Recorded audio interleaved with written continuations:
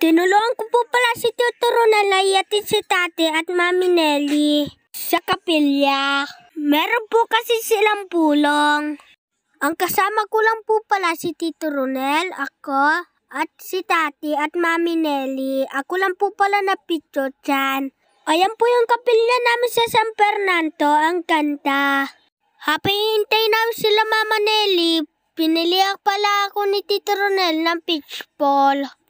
At squid ball, tsaka kikiam, at kwek-kwek. Thank you, Tito Ronel. Namit ko po kumain na street food. Dito po pala yan sa harap ng kapilya. Pagkatapos ko kumain, pumunta kami sa Pure Court para pumili ng pork. Pagkatapos namin pumili ng pork, pumunta kami sa Taste from the Greens para pumili ng milk tea. Pinili kami lahat ni Tito Ronel. Isa sa pinakamasarap na milk tea, Tito. Salamat yan pa, Manal Pepula out.